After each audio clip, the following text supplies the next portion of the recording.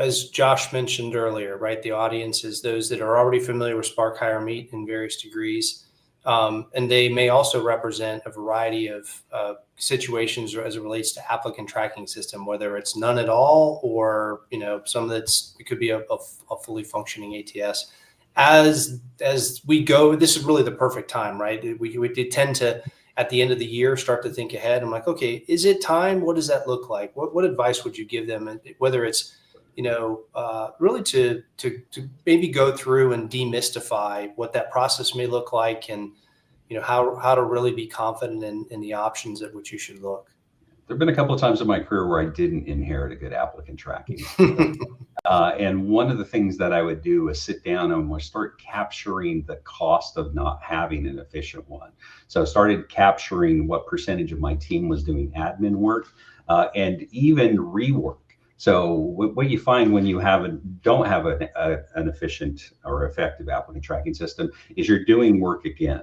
So you're taking and capturing data, and then it's not being placed in the right place, or you're taking it and adding it to a spreadsheet, then someone else is adding it to a spreadsheet. And then pretty soon you have to hire someone just to maintain these off processes, right? So capturing that data and then start highlighting what it costs when your time to fill is 45 days versus 29 days, right? So every day that someone is not in that role producing for the company, it is costing the organization. So being able to speak numbers, it's easier to get executives to buy in. And of course, you have to validate that. You can use samples of what the average is. So the data average time to fill, let's say 38 days is the standard. And yours is 48 days, figuring out how you can close that gap or even improve upon that.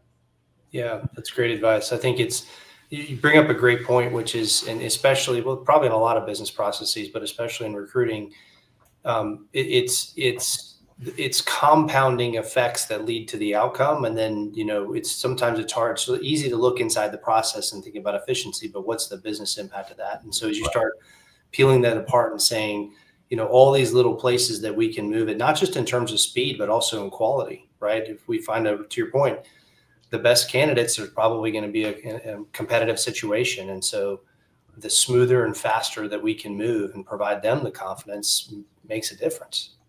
And Gary, I thought of one other possible pain point if you're making that jump from no applicant tracking system to an applicant tracking system is if you're already busy doing manual processes, you're thinking to yourself, when am I going to have time to implement a new applicant tracking system and learn about that? So first of all, this is the easiest onboarding I've had with an applicant tracking system as far as configuration. It wasn't one of these things that we had to go change everything day one. A lot of the defaults that were already built into Spark Hire made that process a lot easier for me. So the learning curve for this applicant tracking system was less than a learning curve that I've had with other applicant tracking systems. And those were some big players too. I'm not talking about some small ones. So, and how agile it is and being able to just do a little work in each section. But I'm of the opinion that there's a little bit of pre-work that you do, but the reward on the backside is once you've implemented that applicant tracking system and you're 3 months in at that point, you're starting to see that you're doing less admin work and your quality of candidate is improving and your visibility around that tools.